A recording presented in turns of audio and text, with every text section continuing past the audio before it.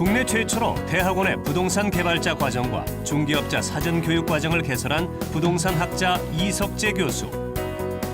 부동산 정책과 부동산 경매 전문가로서 20년간의 학교 강의, 30년간의 현장 활동을 통해 부동산과 미래 세상의 가치 창출을 위해 연구 노력을 기울이고 있는 이석재 교수를 통해 들어보는 부동산 이야기. 부동산으로 사람의 마음과 돈의 흐름을 읽는 법. 국내 최고의 부동산 전문가이자 부동산 학자 이석재 교수를 만나본다.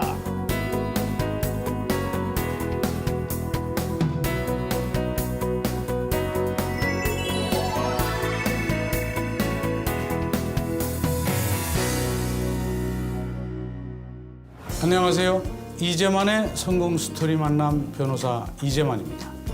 부동산은 자연물로서 자연적으로 존재하는 것이지만 그 내재된 가치를 발견하고 유동화시키는 것은 사람입니다.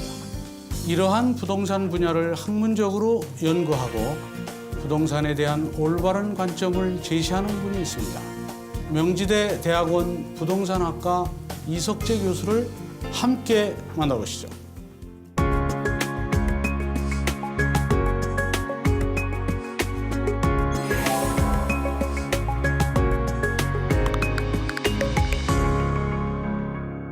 안녕하세요. 안녕하세요. 예, 그 현재 명지대학교 대학원에서 예. 부동산학을 가르치고 계신데, 예. 그 부동산학도 뭐 전공 분야가 여러 개가 있는 것 같은데. 그렇죠. 많죠. 예. 우리가 피부로 접할 수 있는 중개든지 예. 아니면 부동산을 관리든지 예. 아니면 감정평가도 한 분야고요. 예.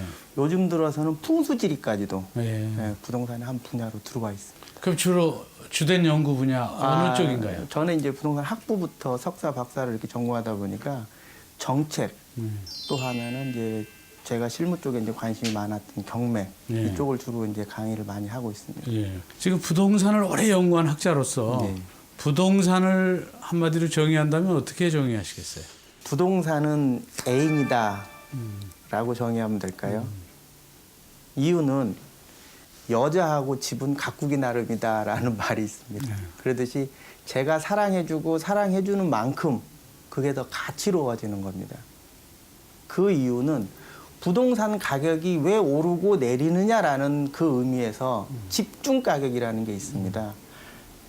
아무것도 투자되거나 이동된 게 없는데 관심만 집중되면 가격이 올라갑니다. 또 하나는 재화, 부동산 투자가 자본의 투자가 이루어지면 또 올라갑니다. 또 하나는 실제로 사람들이 많이 모여서 웅성웅성거리면 올라갑니다. 그래서 결과적으로 그 애인이라고 말씀드렸던 거는 부동산을 그만큼 사랑할 때만이 부동산에 대한 진정한 가치를 파악할 수 있다. 부동산을 많이 좀 사랑해 주십시오. 그러면 부동산을 결국 개발도 하고 또 부동산을 사랑하게 하려면 그러면 국내 소비자들한테 마음에 들게 하려면 또 어떻게 해야 되나요? 그러게요. 우리나라 부동산을 사랑해 하려면은 기본적으로 지금 뭐 많은 이론들이 있겠지만 우선 당장은 관망하고 있는 사실 필요는 하거든요. 전세 사는 거, 월세 사는 거보다는 내 집이 필요는 합니다. 그 한 수요층이 지금 갈까 말까 이렇게 관망하고 있는 것을 확실하게 살 수 있게끔만 해준다면 부동산 유동화 문제, 지금 고착돼 있는 이 고리가 어느 정도 풀려나가지 않을까라는 게 제 생각입니다. 그렇다면 이제 부동산 유동화 정책이 필요하시다는 말인데. 아유, 그렇죠. 부동산 유동화 정책 어떤 내용인가요? 특히 우리나라 한국 가정에 재산이 100원이 있다라고 하면은 80원 정도가 부동산에 지금 묶여 있습니다. 그렇죠. 그러다 보니까 돈이 있다고 해도 현찰로 있는 게 아니고 아파트 한 채, 땅덩어리 뭐 이렇게 돼 있는 형태죠. 근데 그게 자기가 필요할 때 당장 팔리면은 뭐 아무 문제가 없죠. 그런데 지금 내놔도 하나도 안 팔립니다. 그래서 그거를 빨리 팔릴 수 있고 실물 경제에서 그걸 받아줄 수 있어서 현금화하는 게 가장 중요합니다. 그런데 그게 안 되다 보니까 결국은 사회복지 문제에서도 문제가 되고 또 하나는 지금 서민 정책에서도 문제가 되고 그래서 정부도 많이 그런 걸 노력하고 있습니다. 그렇게 하고 있는 것 중에 하나가 주택연금제도도 서민하고 관련된 정책이고요. 예, 농지은행 자체도 농지연금 이것도 그런 거고요. 그다음에 주택금융공사도 사실은 서민이나 뭐 결혼하는 그 세대들, 젊은 세대들을 위한 그런 정책들을 많이 피고 있습니다. 또 어찌 보면은 증권에서 유동화해서 자산 유동화에 ABS 발행하는 거, 뭐 이런 것까지도 다 폭넓게는 자산 유동화의 한 방법이라고 지금 말할 수 있겠습니다. 부동산 정책이 쏟아지지만 정책의 효과는 쉽사리 얻어지지 않는다. 정책은 시장에 대해 뾰족한 해결책을 내지 못했고 시장은 투기 심리 극대화로 오랫동안 가격 상승을 해왔다. 어려운 부동산 문제. 이석재 교수는 그 답을 찾기 위해 고군분투 중이다. 그 시대 변화에 따라서 부동산 시장도 변화가 많았다면서요. 아, 그럼요. 부동산을 편의상 뭐 3기로 나눌 수가 있는데요. 우리나라가 1980년대 이제 신도시 개발 바로 전까지는 서울로 수도권 집중 현상이 있었잖아요. 그러다 보니까 내 집 마련 이게 가장 큰 목표였습니다. 그러다 보니까 중개업을 중점으로 해서 이 부동산 시장이 형성이 됐었습니다. 1980년에 들어와서 2010년까지 우리나라가 최초의 신도시가 목동 신도시입니다. 80년에 만들어졌거든요. 그 신도시를 해서 뭐 그 다음에 일산이든 분당이든 뭐 5개 신도시, 뭐 7개 신도시 이렇게 늘어났습니다. 그러다 보니까 그때는 이제 개발 시장이죠. 개발이나 개량. 그래서 그 시장의 건설사나 시공사나 시행사 중심으로 움직였었고요. 그다음에 이제 2008년 사태가 나고 나서 은행들이 시공사에다가 많이 이제 뭐라 그럴까 담보권을 행사할 수 없는 그런 지경까지 이제 됐었죠. 그래서 야, 이건 안 되겠다. 금융이 직접 나서서 인스펙터를 해야 되겠다. 그래서 요즘은 3기 2010년을 이후로부터는 3기 부동산 시장은 금융부동산, 부동산 금융이 아닌 금융부동산 시장이라고 저는 지칭하고 있습니다. 그래서 오히려 너무 강해서 건설사한테는 책임 준공 보증 그게 어찌 보면 발목일 수 있습니다. 제가 3년짜리 공사를 1,000억짜리 공사를 하면은 1,000억의 부채를 건설사는 지고 있는 겁니다. 그렇죠. 예. 그래서 다른 공사를 수주를 못 하게 되는 거죠. 예. 그런 게 생기는 겁니다, 지금요. 그리고 또 개인들은 은행 가서 돈 좀 빌려주세요라고 하면은 너는 건물만 갖고 있고 그 건물을 실제 쓰는 사람은 다른 사람이지 않니? 그러니 그 사람, 세입자가 세를 얼마를 낼 거다라는 확약서를 받아와라. 일명 마스터리스. 이걸 받아와라. 라고까지 지금 금융권에서는 요구하고 있습니다. 그러니 시공사나 시행사나 그 발목에 지금 잡혀 있습니다. 아, 그렇군요. 그럼 현재 우리나라의 그 부동산 시장 상황은 어떻습니까? 한마디로 말해서 이러지도 못하고 저러지도 못하고 관망시장이라고 봐야 되겠죠. 네. 지금 그냥 계속 눈치만 보고 있는 시장입니다. 왜 그러냐면은 1기 그 소비자인 베이비 부모들이 내 집 마련 악착같이 내 집 마련을 했었는데 2기 부동산 시장에서 그 소비자들은 그걸 보고 자랐단 말이에요. 그런데 이제 지금 88세대라고 하는 그 이후 세대들은 굳이 집을 살 필요가 없는 거거든요. 그리고 정부나 이런 데서 계속 금융 전문가들은 부동산 값은 더 이상 오르지 않습니다. 계속 그런 걸 내고. 그러다 보니까 결국 관망할 수밖에 없는. 그래서 유동화가 더 안 되는.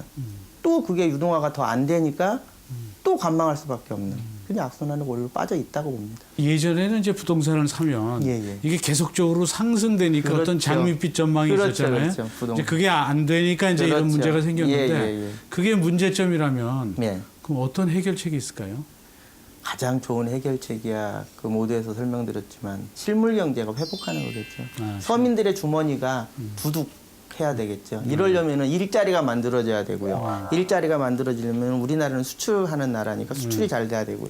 수출을 받아주는 선진국들 경제가 살아나야 되겠죠.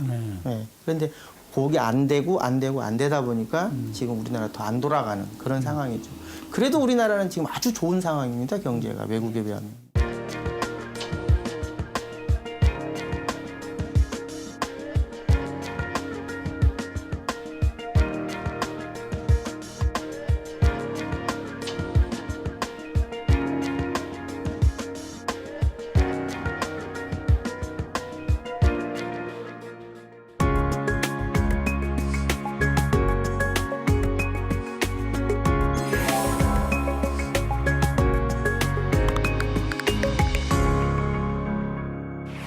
교수님 처음에는 예. 이 부동산 학에 대해서 예. 어떻게 해서 이 관심 갖게 됐어요? 제가 부동산에 접하게 된 건 참 우연한 기회였습니다. 제가 원래는 국문학과에 갔었는데 제가 이제 군대를 그 교도관으로 제가 이제 가게 됐었습니다. 그래서 이제 그 당시에 이제 87년에 그 동부 지원 네, 거기를 이제 출장을 나갔었거든요. 근데 수인들을 이제 호송해서 이제 가는 건데 그게 이제 1층에 101호 법정, 102호 법정이 있었습니다. 근데 저희는 이제 102호 법정에서 이제 법정을 하는데 101호 법정이 난리가 난 겁니다. 시끄럽고. 그러니까 판사님이 가서 좀 조용 좀 시키라고 그러더라고요. 그래서 이제 가서 저희는 모르고 간 거죠. 그랬는데 하도 많이 떠들어서 이게 도대체 뭐 하는 데입니까? 조용히 좀 하시랍니다. 그랬더니 경매라는 겁니다. 그게요. 그래서 경매가 뭡니까? 그랬더니 이제 그런 얘기를 하더라고요. 그래서 아 그렇구나. 그래도 뭔데요? 그러고 봤더니 그 당시에 뭐 거의 막 30원, 뭐 20원 뭐 이렇게 사더라고요. 그래서 아 이게 뭐 이런 것도 있구나. 평당 그렇게 사는 거예요? 아니 100원짜리를. 아, 100원짜리를 30%에? 그렇죠. 뭐 이렇게 사더라고요. 그래서 아 그렇구나. 그래서 이제 제가 이제 87년이죠. 그때 공인중개사 자격증 따고 다시 학부를 전과해서 제가 학부 나오고 석사, 박사 나오고 이제 그렇게 하다 보니까 제 학교에도 있고 이제 지금 하고 있습니다. 부동산 부자 되는 방법 어떤 것이 있을까요? 부동산 부자가 되려면은 우선 부동산에 투자를 해야 되겠죠. 복권에 당첨자게 해주세요라고 하면 복권을 사라 이라고 하듯이요. 그런데 모르는데 부동산에 투자를 할 수가 없지 않습니까? 그러면 부동산에서 많이 알아야 되는데 그걸 알려고 하면은 너무너무 복잡합니다. 왜? 부동산은 너무 밀접하고 그래도 모르는 것 같으면서도 알고 아는 것 같으면 모르고. 저희들이 이제 그 부동산을 이제 하시는 분들 중에서 가장 큰 자괴감을 갖는 게 이제 이런 겁니다. 삼성전자가 앞으로 저게 100만 원짜리가 200만 원 됩니다라고 분석적으로 데이터에서 얘기를 해주면은 애널리스트가 됩니다. 그 칭찬을 받습니다. 근데 부동산 시장이 이렇고 뭐가 이렇습니다라고 하면은 저거 투기꾼 아니야? 이렇게 본다는 거죠. 그래서 전문가를 안 믿거나 전문가가 나설 수 없는. 그래서 부동산 하면 전부 저한테 처음 질문이 그렇습니다. 어디 땅이 좋아요? 그런 질문들이죠. 그래서 부동산에 많은 관심을 갖는 분들이 결과적으로는 시간이 지나면 부자가 좀 계시고 계시더라고요. 그동안 이제 30년 동안 부동산학을 연구하고 제자도 굉장히 많았을 텐데 재밌는 뭐 에피소드 있으세요? 제가 이제 포스코에 강의 갔을 때 그 질문 시간에 교수님 저희 땅이 지금 맹지입니다. 그래서 그걸 어떻게 해야 될지요? 팔아야 됩니까? 그래서 그 앞에 땅은 얼마나 가나요? 그랬더니 한 100만 원 간다고 그래요. 자기 땅은 얼마나 갑니까? 그러니까 그러게요. 길었다고 20만 원도 안 줘요. 그러더라고요. 그래서 그러면은 제가 우스갯소리를 그랬습니다. 그 앞에 있는 아저씨 잘 좀 꼬셔보시라고. 그래서 길만 내면 6m 쪽으로 길만 내면 땅값이 똑같이 100만 원 간다고. 그랬더니 정말로 그 일을 하신 겁니다. 그랬다고. 아 교수님 덕분에 그 길 내 가지고 자기네 땅이 올랐다라는 이제 그런 얘기 들은 것도 있고 또 한 번은 이제 그 2006년도에 이제 제가 이제 외부 강의 나갔을 때 그분들은 이제 부동산이 올라간다라는 것 때문에 이제 많이 이제 그때 방청이 이제 했었다고요. 그랬는데 제가 데이터 값을 보니까 2007년 되면은 아파트 값이 어느 정도 한계치에 다다르겠다라고 얘기를 했었다고. 그런데 그때 박차고 나갔어요. 그런데 한 5년쯤 있다가 그분이 오셨어요. 2003년대쯤 오셔가지고 교수님 말씀이 다 2013년쯤 오셔서 그 교수님 말씀이 다 맞았는데 그 데이터 값이 있습니까? 그런데 부동산 수요를 보면 수요자층을 보면 그게 보입니다. 예, 예.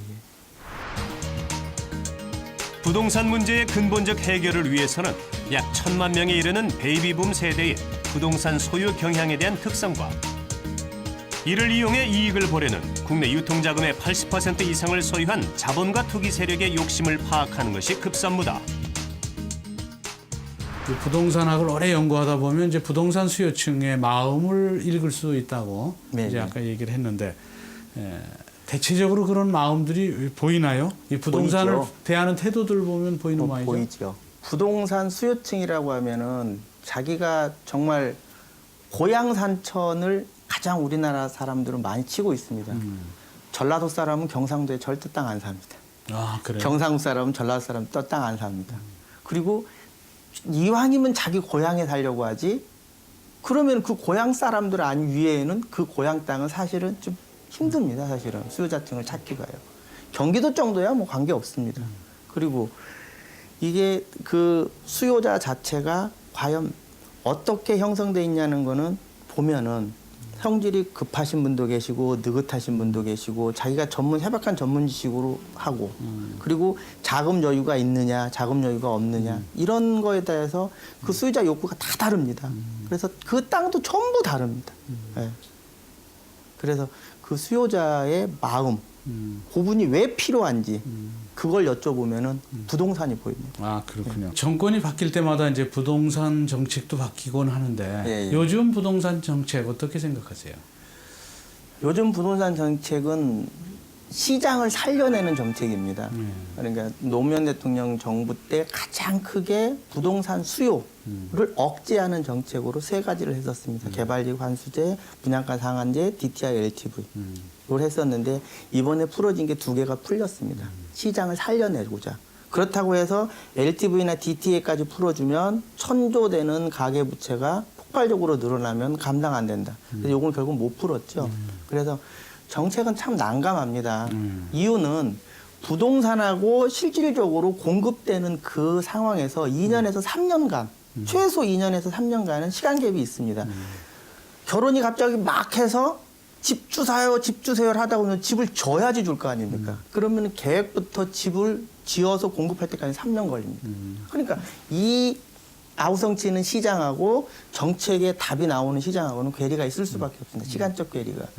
그거는 어쩔 수 없는 상황이고 그래서 어떤 뭐 우스갯소리로 건교부가 부동산 복부인을 한 번도 이겨본 적이 있느냐라고 말하는 사람도 있는데 그거는 이제 그런 정책적인 어려움을 몰라서 하는 말이지만 사실은 그렇기 때문에 부동산 정책이 시장을 이길 수가 없는 겁니다. 시장은 너무 빨리 변하고 있기 때문에.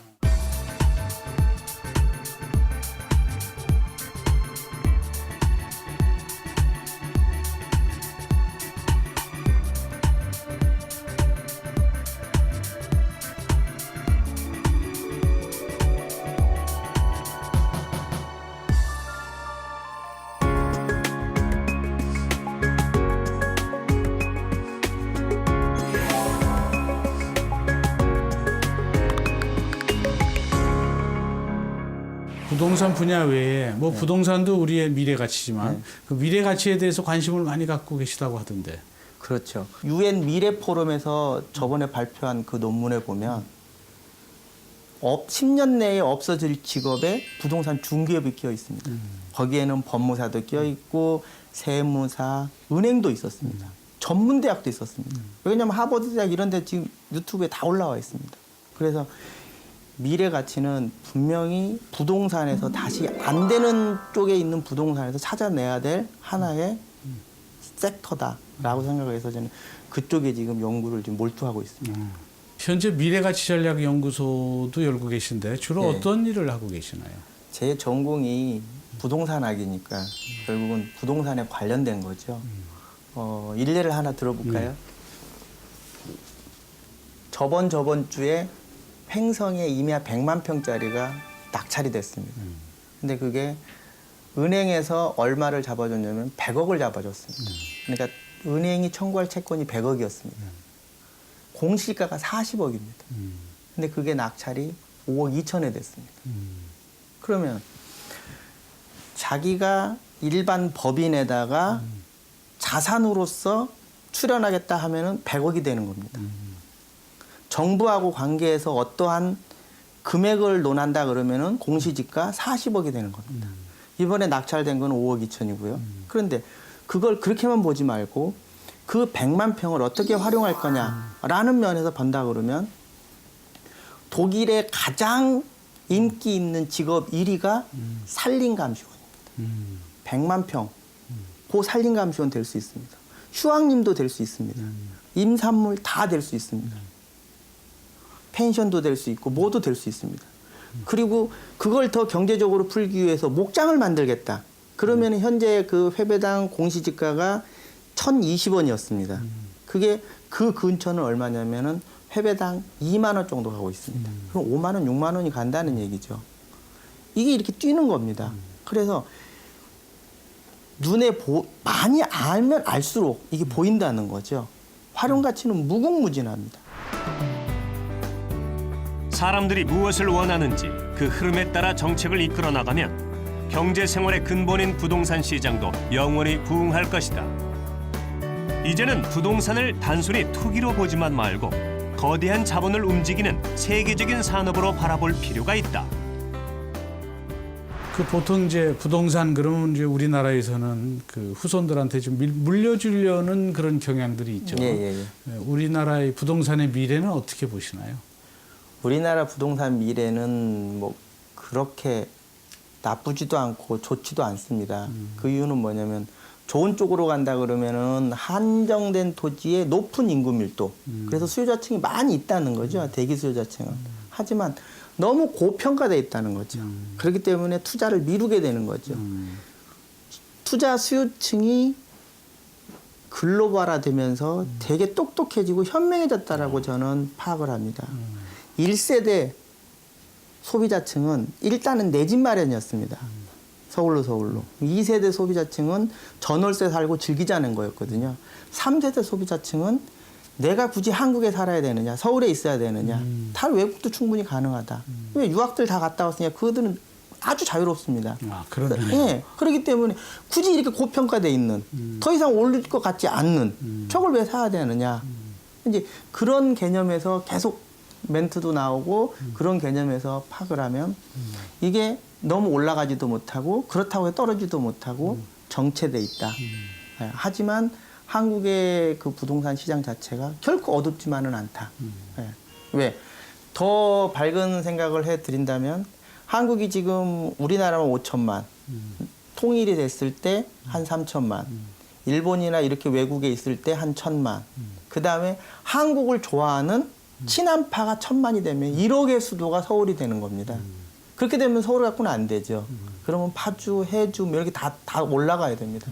거기까지를 계산한다면 충분히 한국 부동산은 앞으로도 밝은 전망이 있는 거죠. 아, 네. 그럼 통일이 대박이라는 말이 맞는 말이네. 충분히 가능합니다. 앞으로 어떤 활동을 할 계획을 갖고 계세요? 예, 저는 부동산이 안 된다 하는데 그 부동산에 분명히 내재되어 있는 가치들이 많습니다. 그리고 우리가 버려서는 안 되는 그런 가치들도 되게 많고요. 그래서 그 부동산에 내재되어 있는 가치를 상품으로 연결하는 부동산 상품 개발. 예. 그래서 그것을 정말로 필요한 요구자한테 제공할 수 있는 그런 상품 모델을 지금 개발하는 데 연구하고 있습니다. 아, 그렇군요. 구체적으로는 어떤 것들이 있나요? 저번에 어느 분이 교수님 소나무 좋은 산 없습니까? 제가 그래가지고 전라남도 장성하고 전북 고창을 한번 제가 한번 가본 적이 있습니다. 정말 거기 소나무들이 많더라고요. 10,000평 샀는데 그분은 거기서 한 5억 원어치 정도 소나무를 자기가 봤다. 뭐 이런 분도 계시더라고요. 또 어느 분은 수석 좋아하시면은 그 산에 그런 게 많다. 또 고창이든지 그 노령산맥 이쪽에 난들이 많다고요. 가람 이병기 선생님이 그렇게 좋아하셨던 그런 난이라든지. 그래서 어느 쪽에서 수요자가 나오냐에 따라서 그거를 바로바로 대응해 줄 수 있는 이런 상품들이 필요한 거죠.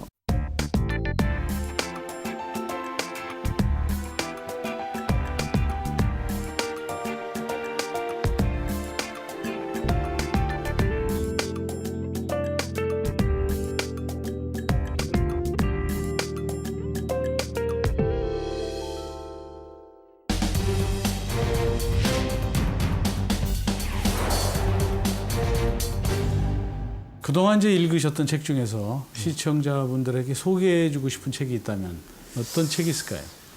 중용을 말씀드리고 싶네요. 중용을 쭉 읽어보면은 결과적으로 군자가 무엇인가, 소인이 무엇인가라고 얘기를 합니다. 근데 군자라는 얘기를 쭉 읽어보면 결론은 그건 것 같아요. 중용이라고 쓰지만 가운데 중자, 마음심자, 쓸 용자, 용감할 용자. 그래서 자기 중심을 사용함에 있어서 용감하게 정말로 자기의 가슴에 진실성을 가지고 몰아붙일 수 있느냐. 이게 저는 중용인 것 같습니다. 네, 그래서 저는 중용이라는 책을 저는 권해드리고 싶습니다. 현재 이제 우리나라 부동산 상황에 대해서 네. 시청자분들께 어떻게 대처해야 되는지 한 말씀 부탁드리겠습니다. 네. 부동산은 자기 전 재산을 움직이는 아주 거대한 자본입니다. 전 인생을 들어서 모았던 게 하나로 응축된 게 부동산입니다. 그렇기 때문에 권리 분석 그런 측면에서도 물론 강조가 부족하면 안 되겠죠. 하지만 지금 현재 유동화되어 있는 자산 집중에 유동화되어 있는 그 부분을 더 확보해야 된다고 생각합니다. 그러기 위해서는 첫 번째 수요자층을 파악을 해야 됩니다. 두 번째는 그 수요자들이 트렌드, 어떤 형태를 원하는가. 그리고 세 번째, 부동산은 위치체입니다. 그렇기 때문에 그 자리에 가서 그 시간에 가장 좋은 사용이 뭔가, 어떻게 사용하면 좋겠는가, 이 효용 가치를 논하라고 저는 말씀드리고 싶습니다.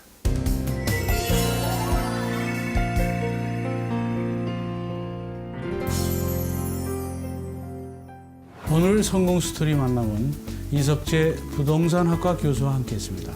저는 다음 주 이 시간 또 다른 멘토와 함께 다시 찾아뵙도록 하겠습니다.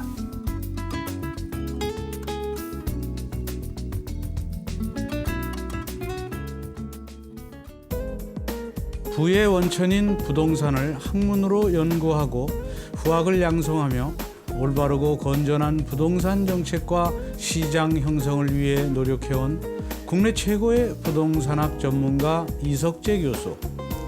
학교에서 현장에서 부동산과 관련해 모두가 행복한 세상을 만들어가기 위해 사람들의 마음을 따뜻하게 들여다보는 이석재 교수.